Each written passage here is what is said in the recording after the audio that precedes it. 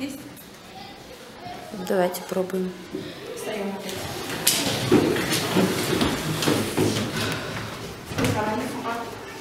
Сәлеметсіздер ме балалар? Сәлеметсіздер.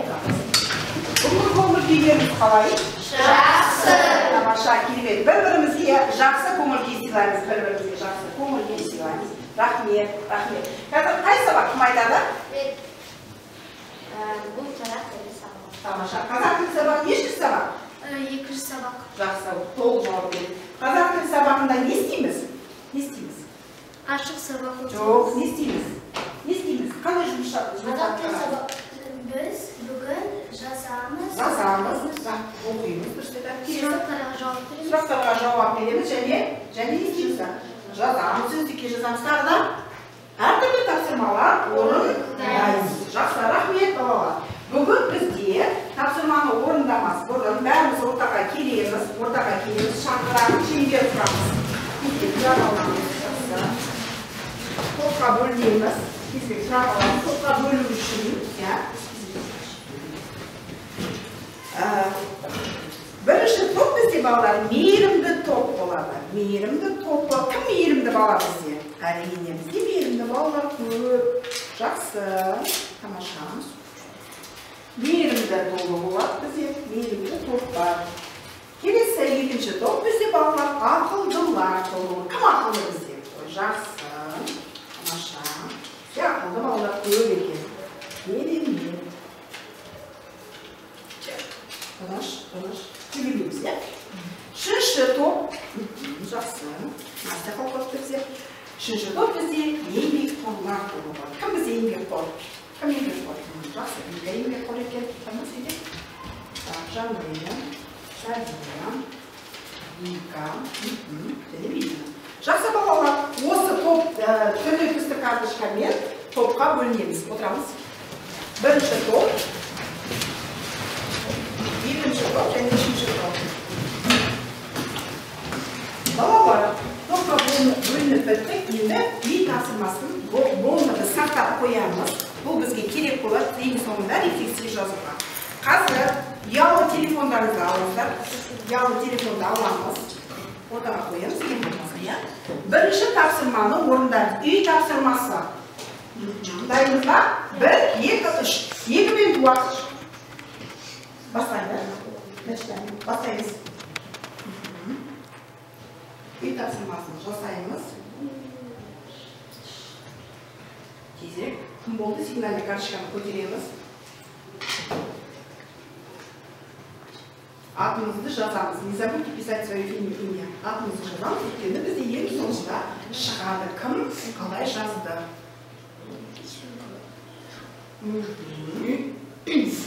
Тезірек.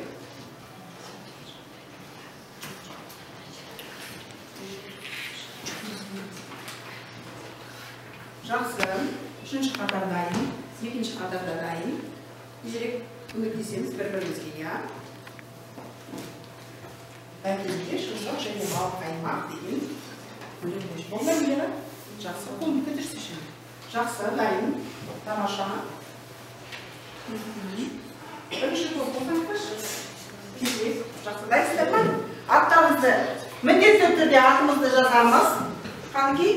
Көреміз. Кім қандай ұпай алғанын қарайық.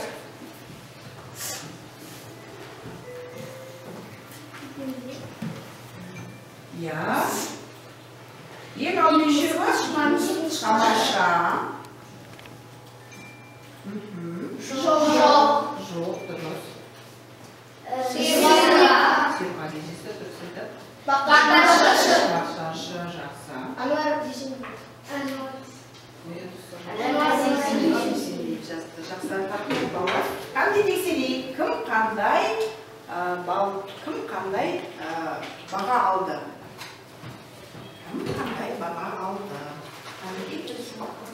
Иә, қараңдар біздер. Бағалау парақтарына жазып қойыңыздар. Бағалау парақтарымызға жазамыз. Данил бағалау параққа жазамыз. Яна сен 5 бал алыпсың. Вика Онжакова 5. Яна Қо 5. Қалғандар 6, бәрі 6. Тек Яна, Вика және Қо Вика үшін 5-5. Бағалау парақтар сұрақтарыма жазып қойыңдар. Міне мына жерде бағалау парақ бар, иә мына жерге жазамыз. Жаздың ба? Жаздыңдар ма? Жақсы, сіздер топты мен бағалап отырамын, сондықтан сіздер бүгін жақсы жауап берген үшін бір мынандай таяқша аласыздар. Ең соңында осы таяқшаны жинап, кім бірінші орын алғаны белгілі болады. Жақсы ма? Келесі. Рахмет, жарайсыңдар балалар. Бүгінгі сабақты әрі қарай біз бастамас бұрын балалар. Бейне жазба көріп алайық. Бейне жазба көріп алайық. Мынандар қараңдар. Тақтаға қараймыз, жақсылап тыңдаңдар.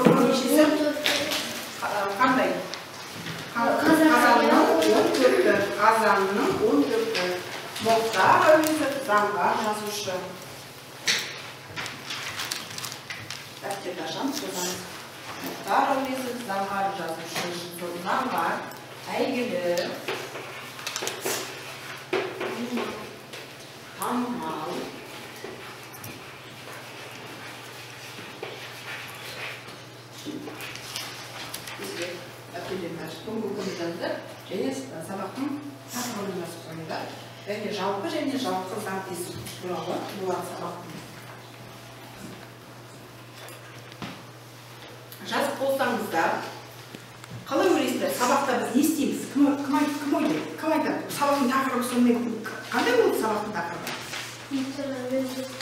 Заңға жазушы. Қалай деп ойлайсыздар? Мұхтар Әуезовпен не істейміз бүгін біз?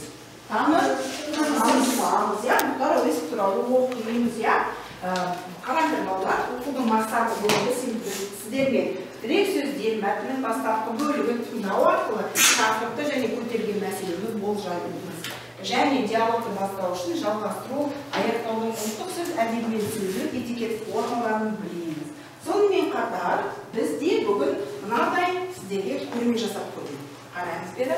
Мұхтар Әуезовтың шығармалары бар, өте көп кітаптарын алып келдік.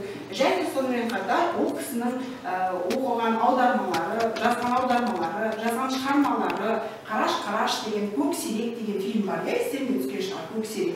Сол фильмді әңгімені жазған. Сол әңгіме желісінде фильм түсірілген. Сонымен қатар Абай жолын романын жазған. Өте көп шығармалар жазған. Қыз жібек пьесасын жазған, және тағы да басқа өте көп туындылары бар. Міне енді қарап отырсаңыздар, бүгін біз сіздерге тосын сый жасап әкелдік. Бүгін топқа жұмыс жасап, ең үздік болып шыққан топқа мынаның ішінде сыйлық бар. Сол сыйлықты біз сіздерге сосын көрсетеміз. Жақсы ма? Ең соңында кім білмес. Жақсы, қазіргі біз таңда сөздік дәптерлеріңізді ашыңыздар. Сөздік дәптерлеріңізді жазған. Және мынандай жаңа сөздермен танысамыз. Сөздік дәптерлерді ашып жазыңыздар жаңа сөздерді. Жазамыз.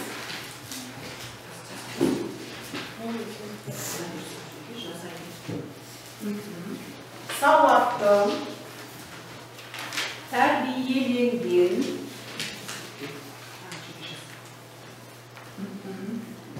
оқу білім жолындағы, ғұлама ғалым, қоғам қайраткері, сыйлас болған. Кім жас болды? Қай топ бірінші жас болды?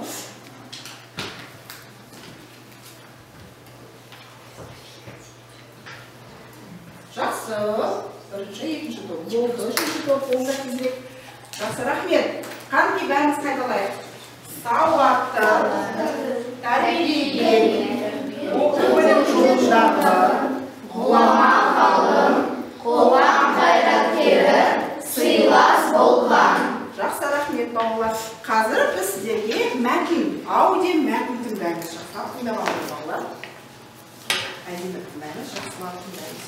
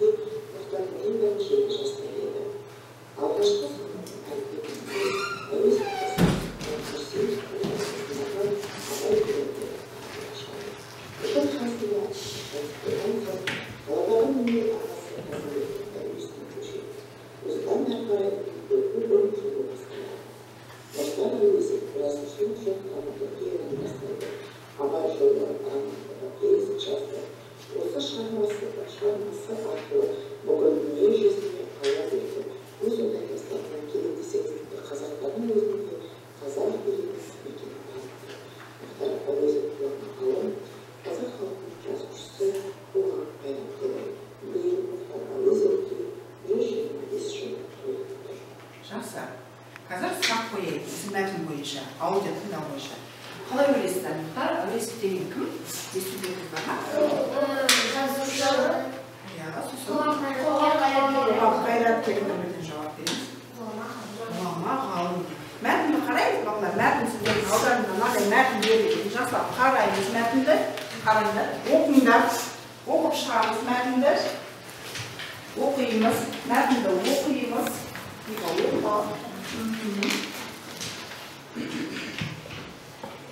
Оқимыз, танысамыз.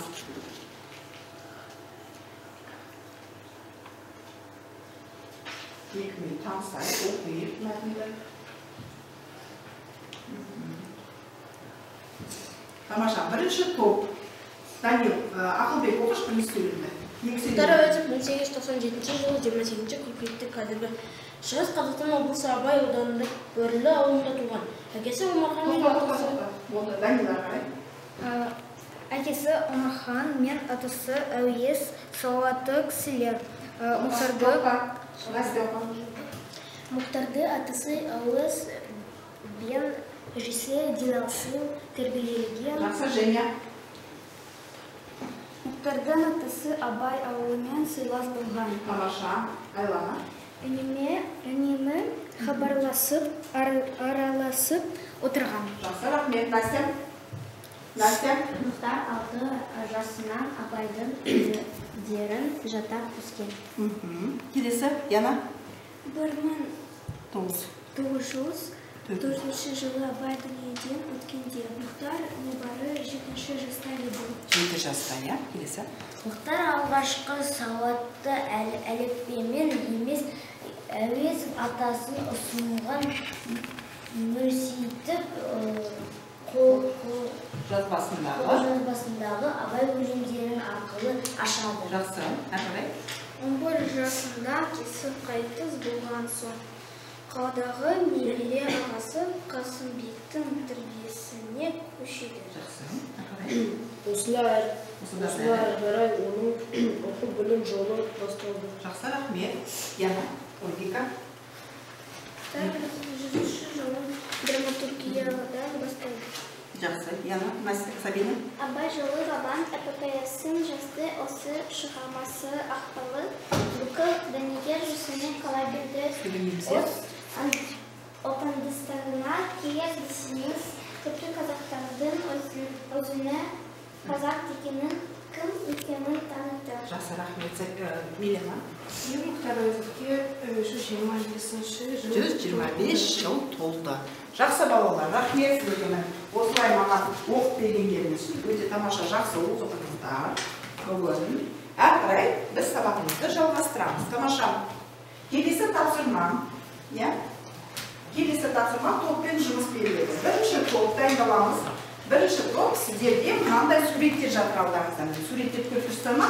Сол суреттер бойынша мәтінді құрастырасыздар. Тоқтаңыздар, бастаған жоқсыздар. Сіздер диалог жазасыздар. Осы мәтін бойынша диалог құрастырамыз. Сіздер постер немесе құрастырасыздар. 1, 2, 3 уақыт, 3 минут. Тезірек.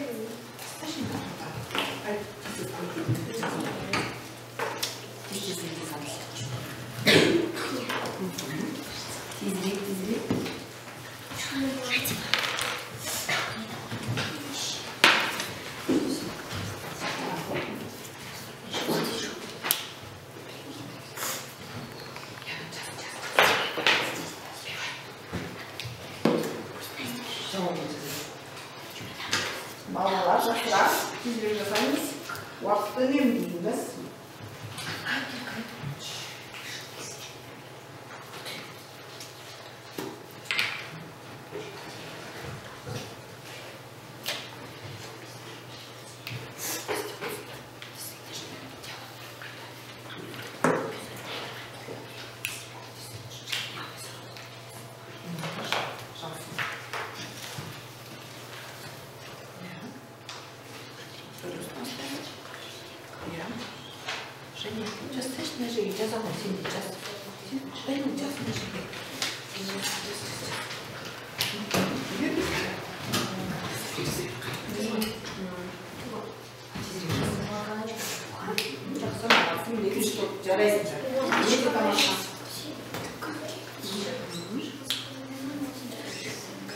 Тамаша, жарайсыңдар. Жарайсыңдар, тамаша. Мерекет.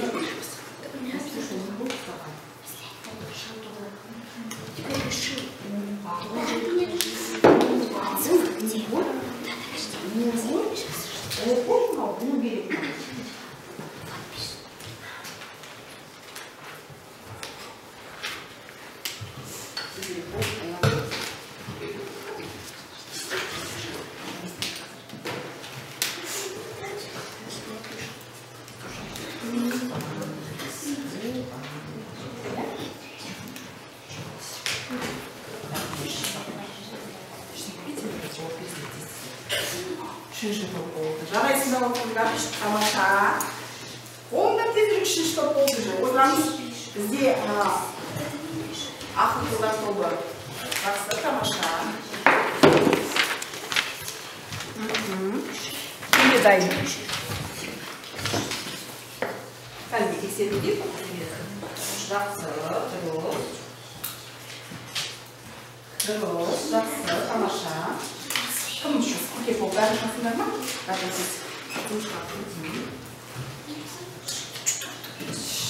Болдар ма?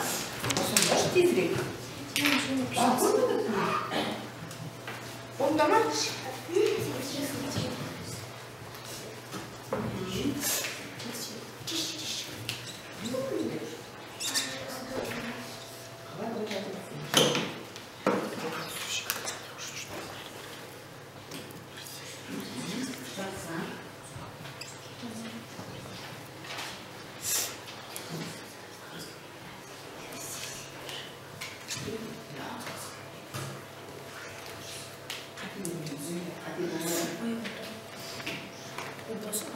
Болыңдар ма балалар? Так, үшінші топ келіңіздер.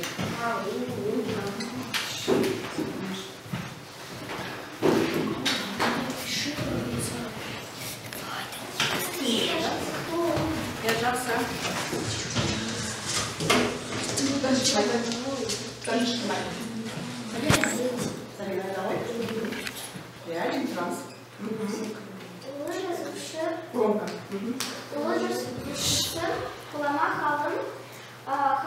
Қоғам, иә? Қоғам қайраткерлері. Әуесі бұл кім? Жақсы, келесі? Келесі?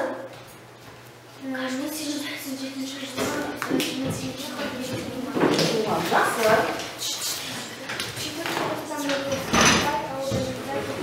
Жақсы, тамаша.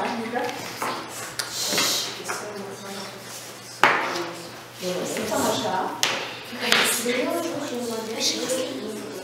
Биыл 125 жыл болды. Дұрыс па балалар? Тамаша. Жауабын тағы бар ма? Қай жерде екеуі? Жақсы, тамаша. Рахмет балалар. Әкелдер отырыңдар. Жақсы, керемет. Екінші топ келеміз.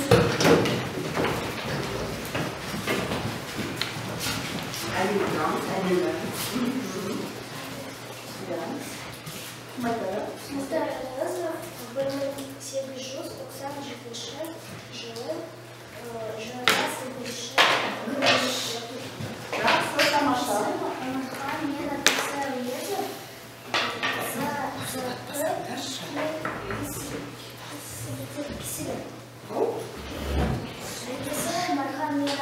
Әуес, сауатты, кісілер.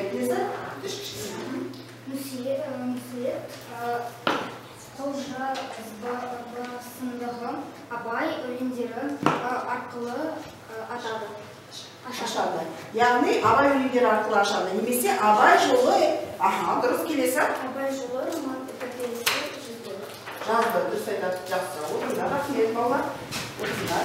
Үшінші топ келеміз. Келеміз, үшінші топ.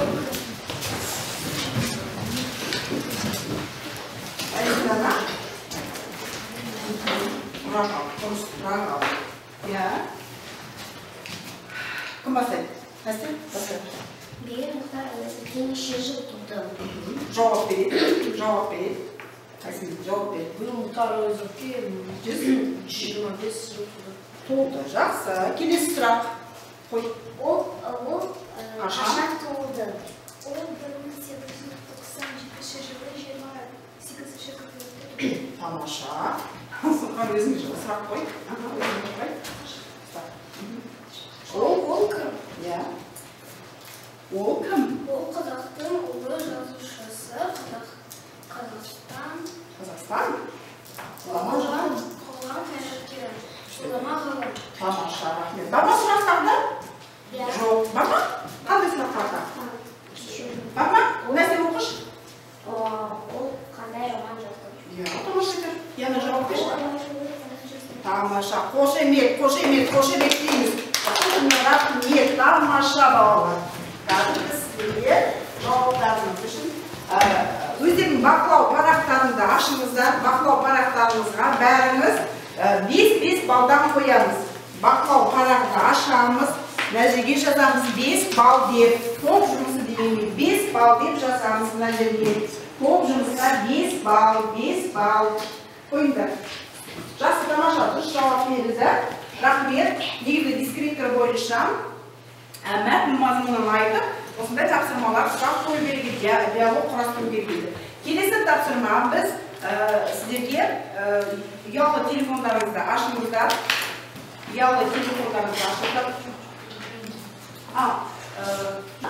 Қараңыздар. Learning Apps деген бағдарлама бар. Бері қараймыз. Мен мұндамын. Яна, Вика, мен мұндамын. Learning Apps деген тапсырма бар. Қараңыздар. Осы тапсырма арқылы әр топ сіздерге алдарыңыздан мынандай тапсырма жатыр. Сәйкестендіру деген. Сәйкестендіру. Сол тапсырманы сәйкестендіреміз. Бірақ тақтаға бір топтан біреу, екінші топтан екеу, үшінші топтан үш бала шығу керек. Кім дайын? Так, жақсы. Данил келеді, бірінші топта. А сендер орындарында орындай беріңдер. Орындарында. 3 тапсырма. Тыңдаймыз. Үшеуі сіздерге, ең соңғы үшеуі сіздерге. Тапсырманы орындаймыз. Бастаймыз.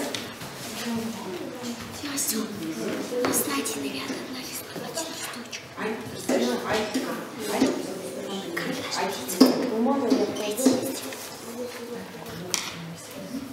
Шығыс Қазақстан облысы бірінші Абай ауылымен. Жақсы.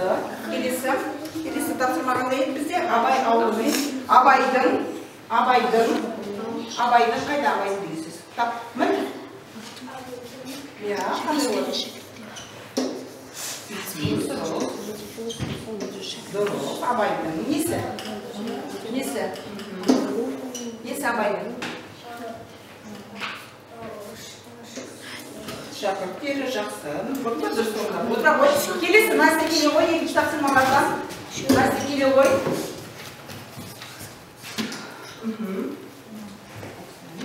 Келесі тапсырма қандай? Роман. Басталды тақша. Иә, өте жақсы. Атасы жақтан өзге. Жақсы болған екен. Атасы не болды? Атасы қандай адам болған? Сауатты адам болған әрине. Дұрыс айтады. Және үшінші тапсырма бізде Абай өлеңдерін. Дұрыс емес. Кім көмектеседі екінші топтан?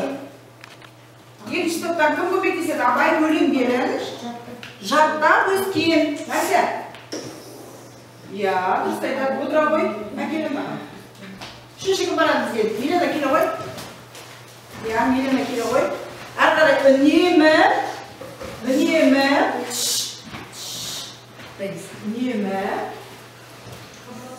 Иә, дұрыс айтады. Тамаша. Келесі сөз. Абай ауылымен. Келесі сөз. Және көркем шығарма. Тамаша. Жарайсың. Милена. Ақынның балалық шағы. Жақсы балалар, қандай басайық көрейік. Сіздерде солай ма? Қараңыздар, тексеріңіздер. Сіздерде солай ма тапсырма? Қараймыз. Тексереміз. Бағалау парағы қайда? Бағалау парағына жазамыз. Сәйкестендіру деген тұр ма балалар? Сәйкестендіру. Баға бойында мәселе. 3 балл қоямыз. Жақсы.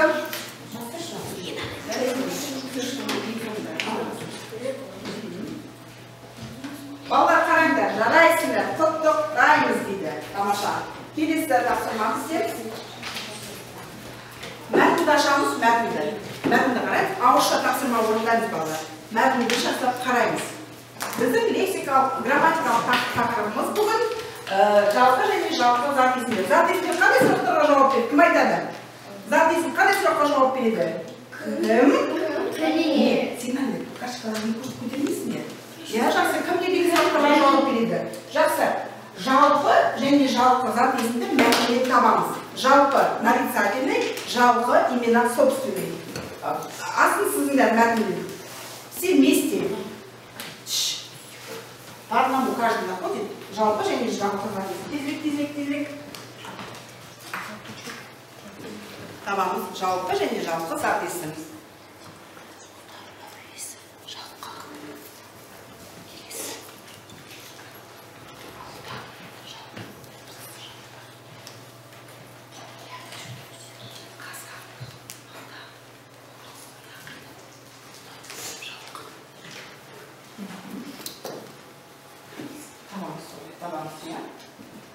Табамыз, жақсы, жарайсыңдар.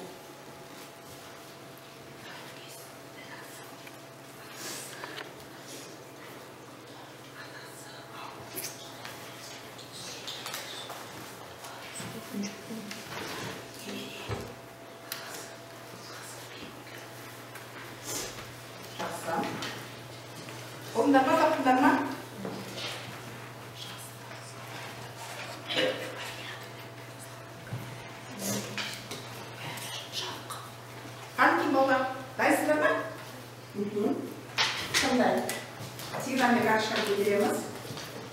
топтаймыз, екінші топтаймыз, үшінші топтаймыз, дайын. Бірінші топ бастаймыз. Жалпы зат есімдер. Жалпы. Қыркүйекте. Ау? Қыркүйекте. Қыркүйекте жарайды, жақсы. Тағы бар ма? Настя? Облысы. Облысы. Ауданы. Жақсы. Кісілер. Жақсы. Атасы. Әжесі. Болды, тоқтаймыз. Екінші топ қандай бар? Екінші топ қарай. Ау? Жалпы ма ол? Ағасы, дұрыс айтады. Ағасы. Жақсы. Қарай. Атасы, дұрыс. Бөлімдері, тамаша. Тіпті. Жоқ, тіпті деген жатпайды. Немере ағасы. Жақсы. Оқу білім. Жақсы, рахмет. Үшінші топ. Драматургия. Немере ағасы. Айтты ғой оны, неге тыңдап отырмаймыз? Оқу білім. Жазушылық, оның бәрін айтып кеттік. Келесі. Роман, эпопея. Жақсы. Келесі. Қазақ айтым. Жақсы. Қайраткер. Роман, қайраткер. Жақсы, рахмет бала. Енді жалқы зат есімдерді табамыз. Кәдімгі? Мұхтар әуезов. Мұхтар әуезов, тоқтаймыз. Настя, айлама. Дінасыл. Жақсы. Әкесі, дұрыс. Әкесі Әуезбай. Әкесі Омархан. Әкесін айтпайды, Омархан дейді. Жақсы болды. Бар ма Женя? Шығыс Қазақстан, умница. Жақсы, жарайсың. Настя, келесі. Омархан айттық. Әуез дедік. Жақсы, Дінасыл айттық уже. Абай, дұрыс айтады. Яна? Абай жолы, жарайсың. Тамаша, рахмет. Үшінші топқа қалдырамыз. Мұрсиет және Қасымбек және әрине. Жақсы, жарайсыңдар балалар, өте тамаша жауап бердіңіздер. Сосын андай тағы да аласыздар. Тамаша. Жарайсыңдар. Келесі тапсырманы қараймыз. Балалар, бізде екінші топ. Сонда бер қараш. Синпен әдісі бойынша 5 жылдың өлең жазу керек. 5 жылдың өлең. Мәтінді пайдаланамыз. 5 жылдың өлең құрастырамыз. Кеттік. 1, 2, 3. Топпен жұмыс жасаймыз. Тезірек. 5 жылдың өлең. 5 жылдың өлең. Синпен. Бірінші зат есім. Сын есім. Етістік. Сөйлем. Және синоним. Уақыт 2 минут, 3 минут уақыт тезірек.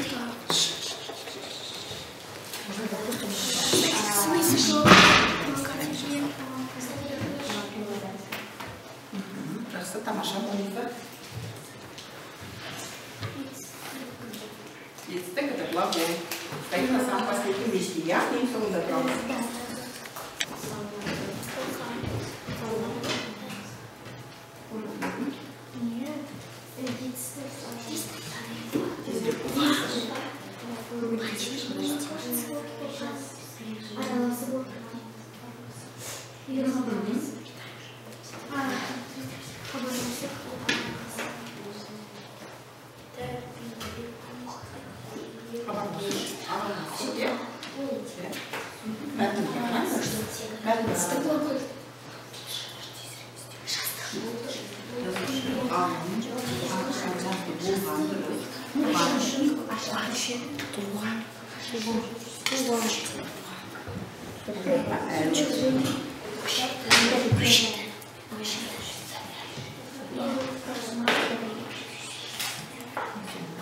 Бастайды.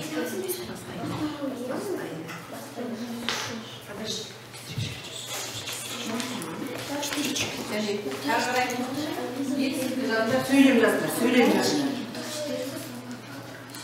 Bir söyleyeyim yazarız.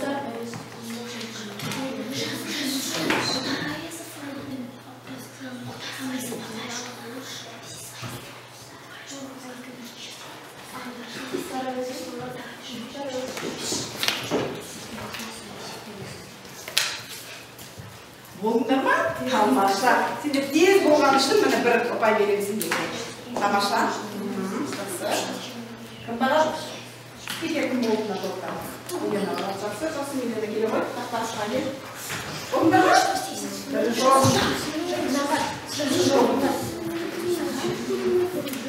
Менен айта ғой. Тыңдаймыз.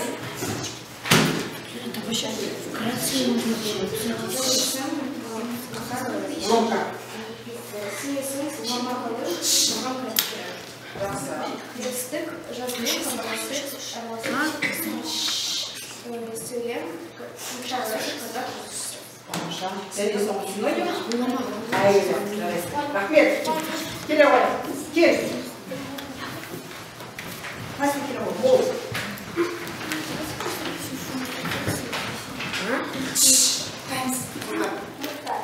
Телевал, егері.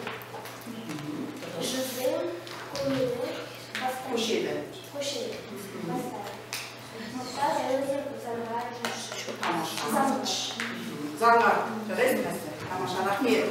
Так, келесі үшінші топ. Екінші топ келдер. Кім келеді? Сұңғар болдың ба? Осы тұршы. Жақсы. Айта ғой. Бірінші. Мұқтар, екінші сауалымызды үшінші жазылым болған ашады. Мұқтар, 1897 жылы 28-ші қыркүйекте туған Тамаша. жазушысы. Сен ойым жазушы бола ма? Қандай жазушы? Қандай жазушы? Немесе әйгілі жазушы, иә? Ұлы жазушы, дұрыс па? Жарайды. Жақсы балалар, келесі тапсырма. Ұялы телефондарыңызды алыңыздар. Дұрыс деген тапсырма орындаймыз. Тезірек.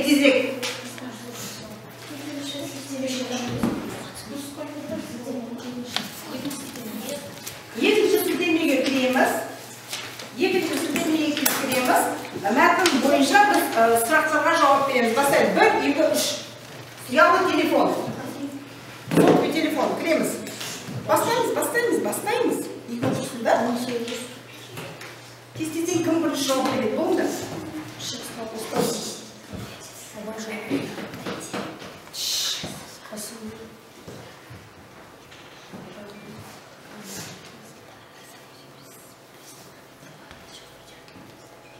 Аттарымыз жазуды ұмытпеңдер. Атымызды жазамыз.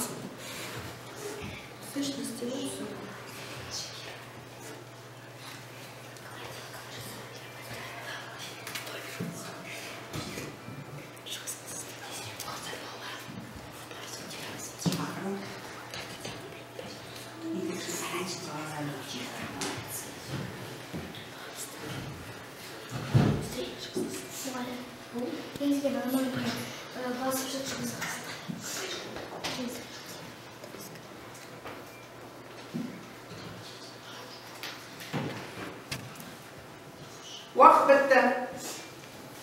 Болдыңдар ма? Атымызды жазамыз.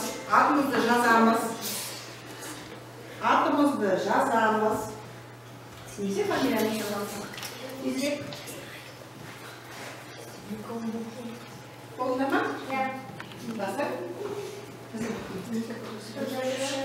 Жазушы. Келесі. 1828 Болды, иә? Келесі. Тамаша. Керемет.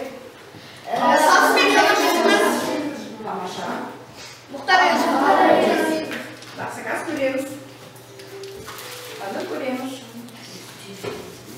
Бағалау парақтарында ашыңыздар. Бағалау параққа жазамыз. Кім неше бал алды? Вика Унжакова алды бал. Милена алды бал. Бағалау парақтарында ашыңыздар. Жазыңдар. Яна алды бал. Айлана алды бал. Келесі Викай алды бал. Настя Галимова 5 бал. Ельчук Настя 5 бал. Сокушина Евгений 5 бал.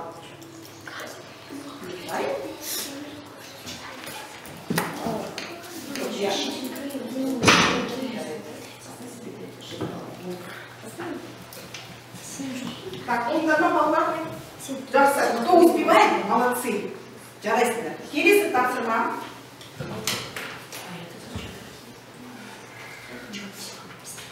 тапсырма балалар. Бүгінгі тақырып бойынша әрі қарай дұрыс бұрысты жасаймыз. Үшінші ссылкаға кіреміз, үшінші сілтемеге.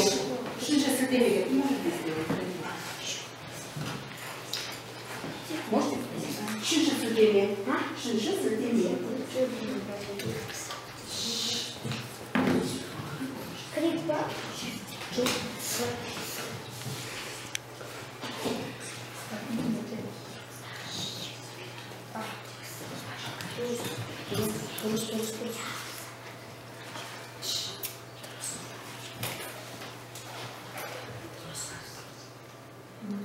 Жақсы, тамаша, тезірек.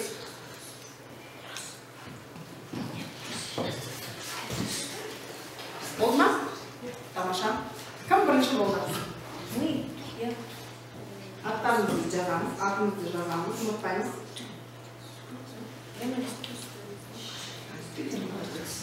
Қағазға жазыңыз, иә? Болды ма?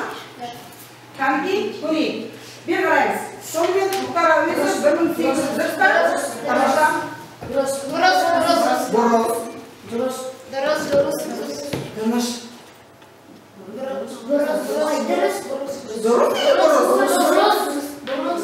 Бұрыс 6 жасынан бастап өлеңдер жасалды.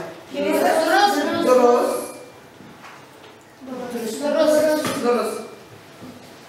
Тамаша, қазір көреміз кім қандай. Бағалау парақтарын ашыңдар. Бағалау парақтарыңызды ашыңыздар, жазыңыздар. Қазір біз тексереміз, кім қалай жауап берді. Иә? Айлана 6 бізде қойыңдар тексеріңіз.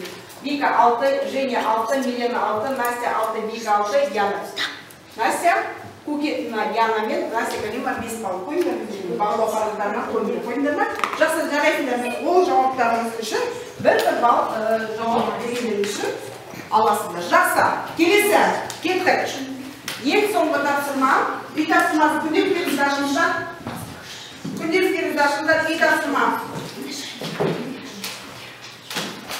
Күнделікті ашамыздан ең үй тапсырмасын жазамыз. Сөздерді жаттау балалар, және сөздерді жаттау және тапсырманы орындау. Диалог жаттап келу. Диалог құрастыру және жаттап келу. Балалар, алдарыңызда мынадай кішкентай қағаз бар. Жазасыздар. Рефлексия ретінде кім қандай сабақ ұнады ма, қалай болды, өздеріңіздің пікірлеріңізді жазып, бірінші қоржында, я сабақ түсінікті маған бәрі жақсы өтті. Жоқ, сабақ жақсы өтті, бірақ маған түсінбегенім бар. Әлде мүлдем сабақ ұнаған жоқ деген мұнда қойсыздар. Тезірек, рефлексия. Жақсырамыз. Тезірек. Жақсы болыңдар.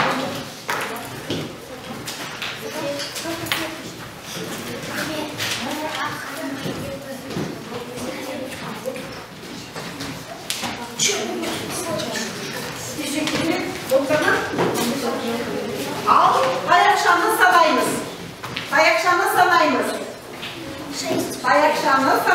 Қазақша айтамыз. 6. 7. Кім жеңді? Үшінші топ жеңді. Кәдімгі қошемет. Балалар, наның ішінде не бар деп ойлайсыңдар? Басқа ішінде жоқ. Кәмпит болды. Жақсы балалар, бүгін бізде кім жеңді? Осы Абай жылы романын сыйлыққа алады. Қошемет. Жақсы балалар, сабақ аяқталды. Бүгін сабақ аяқталды. Сіздерге өте көп рахмет. Баршаңызға тек қана жақсылық тілеймін. Аман болыңыздар.